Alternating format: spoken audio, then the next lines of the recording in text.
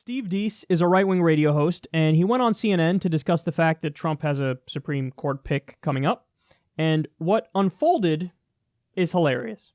One of the misnomers, I think, in our culture is that we're too divisive. We're arguing too much. I think the exact opposite is true. I don't think we're really arguing at all.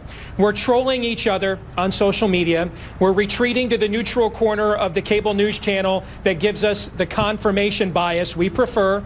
And then we're getting non-governmental agencies and non-governmental organizations and unelected judges, a bunch of people not accountable to voters, to impose by fiat our whims, our values, our morals on the whole rest of the country. And that's why this has become more divisive. We need more debate. We need more things decided at the election booth. We need more things determined in the hall of Congress and not at administrative agencies. We need more things determined by voters and not black-robed masters who don't face accountability to the American people. That is completely antithetical to what we just celebrated on July 4th.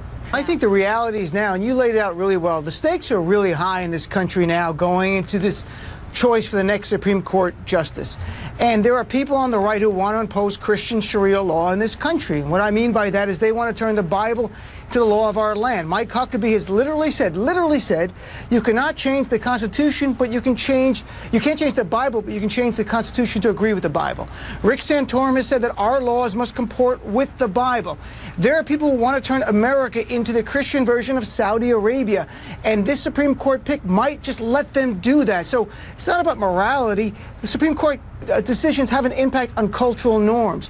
And I guess touch morality, like when Loving versus Virginia, 1967, said blacks and whites could get married. There could be no laws to prevent that any longer. That moved cultural norms forward in the country. So to me, it's less about morality. It's about cultural norms, what's acceptable in this country and what's not. Overturning gay marriage or getting rid of Roe versus Wade, saying women can't control their own bodies, horrible change to cultural norms in this country. Here's the thing. Once you say certain things like that, that might be great for Dean's audience on Sirius XM of all people that already agree with him. And I can play this game too. I can go cultural Marxist and we can go back and forth with our quips and our trolls. Nothing gets accomplished. So right away, I made an attempt to have a higher-minded conversation. Instead, we go right to pro wrestling. Dean does his Bobby the Brain Heenan act, and we're off. And any attempt at having any sincerity whatsoever where there might be some common ground is already done. You guys in the media don't play referee when this stuff happens. And this is why a lot of conservatives like me don't come on shows like this, because we get set up to be foils. We get set up to be straw men. And here was an attempt where I tried to have a legitimate conversation, and it's already over, Carol. It's already over. I will take your point. I should have pushed back at the Christian Sharia thing. But then... No, I've written about this for exaggeration, CNN. Let's be honest. Dean does have strong views about this. And I've written about this for the Daily Beast. To me, Christian Sharia law, Steve, just so it's clear, Sharia in this context is simply shorthand for turning religious beliefs into the laws of the land. That's what they're about. I'm not going through the Bible and saying turning this or that. To me, that's what Sharia is in the Muslim world. Sharia is attempts here. That's all I'm saying. I'm not sure why you would be upset unless you're advocating that, and I'm not suggesting you are. We don't want laws based on the Bible. Steve's had enough. Steve's not used to people actually raising issues that he doesn't agree with, apparently. This is America. We can have this conversation. It's ironic. He just said we don't have conversations, and he walks away from a conversation. Carol? Well, I do think he felt put upon, and in fairness, he felt that you were accusing him as being part of Christian Sharia, and that's why he walked out. And perhaps I should have pushed back at that, but I know where you're coming from, right? And he was there, and he was welcome to do exactly what he did, right? But I'm sad you're gone, Steve, and I wish you would come back. And I'm sad that you walked off, because I do respect your opinions, and I think it's vital that you continue to appear on this program. So I'm just sad. So let's continue our conversation, and I will try to play the part of Steve as best I can. That clip is perfect. It shows you something that I've been talking about for a long time, because this is the dynamic of the way mainstream media works. Put Fox News out of the picture for a second. Put MSNBC out of the picture for a second, because Fox News is Republican propaganda, MSNBC is Democratic propaganda. But CNN, HLN, which is, HLN is part of CNN, and the nightly news, this commentary that I'm about to give applies to them. Nightly news, CNN, HLN. They have something that I would call a neutrality bias. And you just saw right there why they have a neutrality bias. So Steve Deace is a far right-wing Christian fundamentalist. He is. And when he hears something he doesn't like, what did he do? He pouted, and he got upset, he got angry, and then he stormed off. And look at the response from the host there.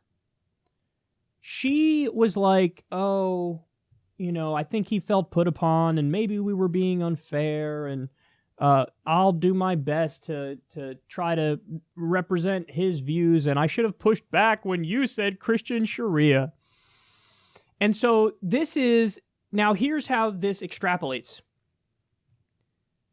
For years and years and years, Republicans have been screaming about mainstream media. Liberal bias, liberal bias, liberal bias, liberal bias, liberal bias, liberal bias, liberal bias, liberal bias, liberal bias. They never shut up about it. Liberal bias, liberal bias. Oh my God, I hate the liberal bias. In order to try to counteract that notion, what they do on CNN and HLN and the nightly news is they bend over backwards to try to be fair to the right. And in the process of doing that, what's the easiest way to do that? 50-50. Everything's 50-50. I'm going to call it down the middle, no matter what happens. And people have a problem here because a lot of people don't understand neutrality is very different from objectivity. Objectivity is always telling the truth no matter where it leads, no matter how partisan it might be and no matter where it leads. Neutrality is always calling it 50-50, which is not a reflection of reality. Not everything is 50-50. So you could sense there from the HLN host, God damn it, we got to go softer on these conservatives.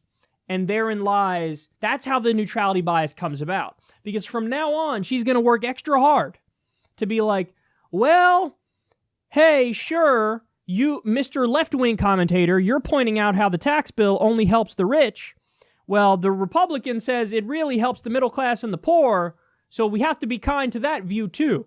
So instead of just telling the truth and saying, no, 83% of the benefits go to the top 1%, it's for corporations and billionaires, what they'll do is they'll be like, hey, here are both sides, and I'm not going to comment on the reality of it. I'm just giving you both sides.